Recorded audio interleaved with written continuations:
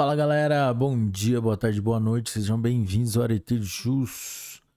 Começando o quarto e último episódio da Lei 1079, que trata sobre os crimes de responsabilidade.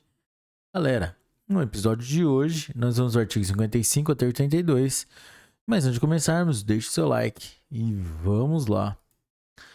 Artigo 55. Se o Senado entender que não se procede à acusação, serão os papéis arquivados.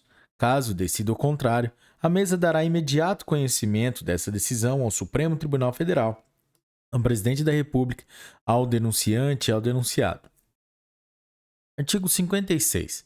Se o denunciado não estiver no Distrito Federal, a decisão ser-lhe-á comunicada à requisição da mesa pelo presidente do Tribunal de Justiça do Estado onde se achar.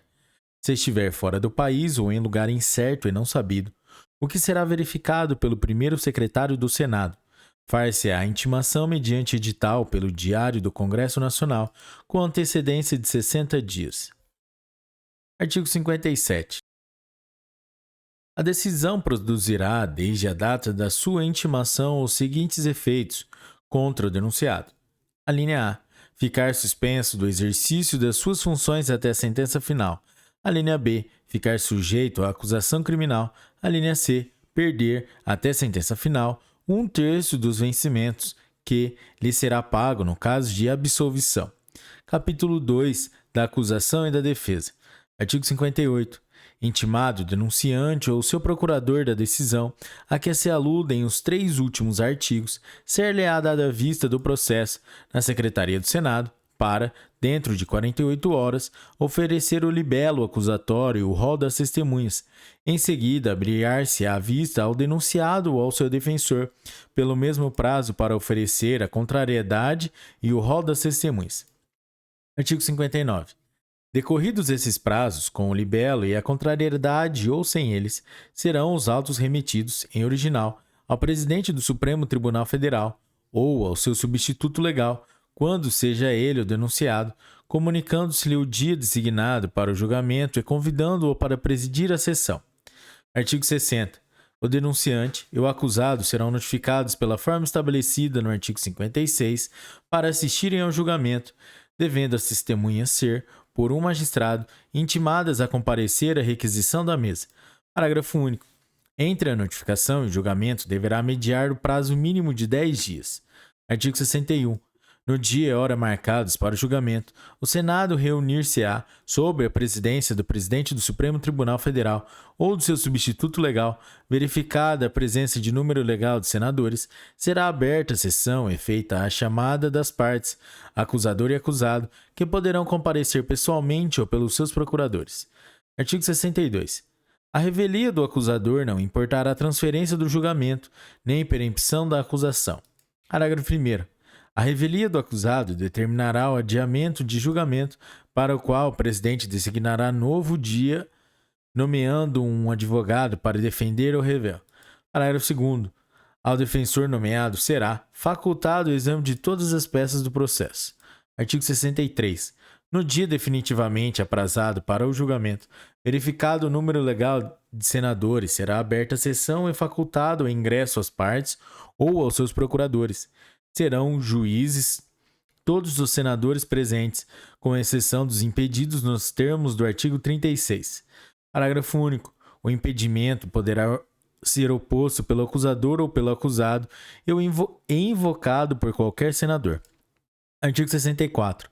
Constituído o Senado em tribunal de julgamento, o presidente mandará ler o processo e, em seguida, inquirirá publicamente as testemunhas, fora da presença uma das outras.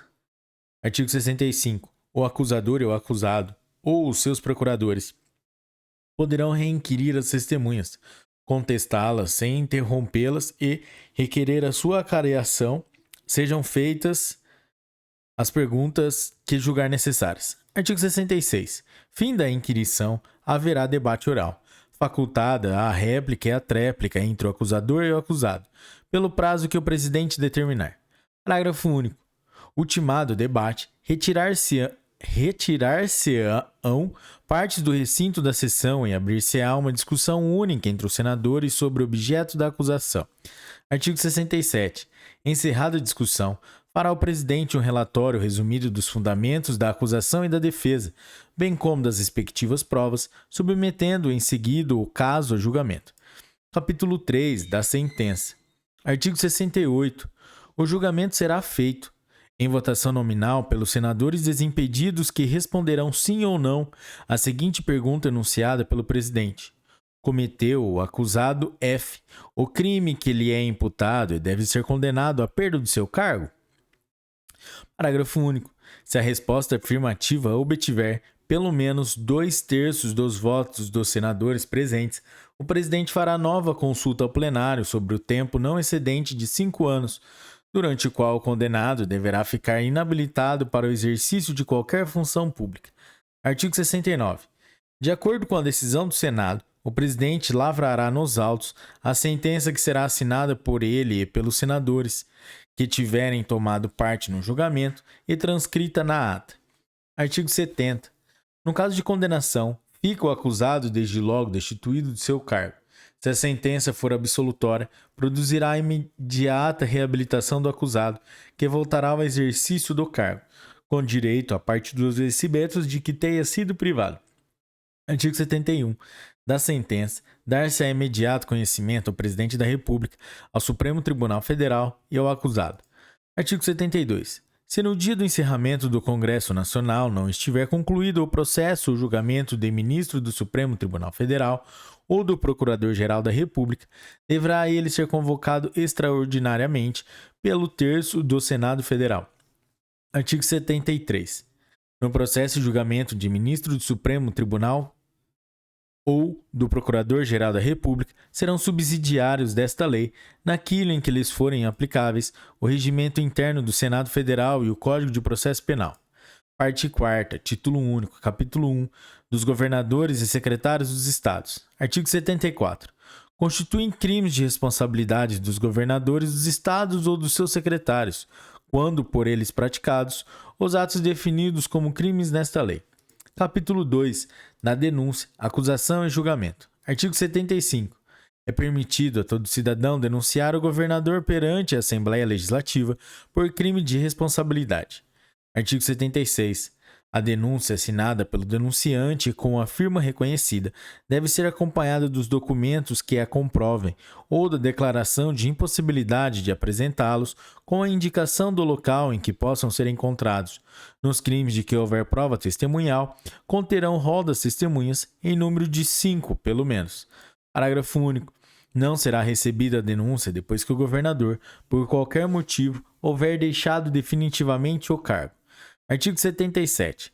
Apresentada a denúncia e julgado objeto de deliberação, se a Assembleia Legislativa, por maioria absoluta, decretar a procedência da acusação, será o governador imediatamente suspenso de suas funções.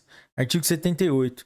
O governador será julgado nos crimes de responsabilidade pela forma que determinar a Constituição do Estado e não poderá ser condenado, senão à perda do cargo, com inabilitação até 5 anos, para o exercício de qualquer função pública, sem prejuízo da ação da justiça comum.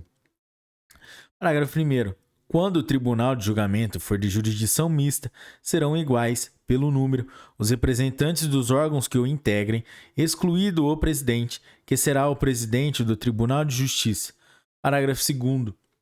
Em qualquer hipótese, só poderá ser decretada a condenação pelo voto de 2/3 dos membros de que se compuser o Tribunal de Julgamento. Parágrafo 3º.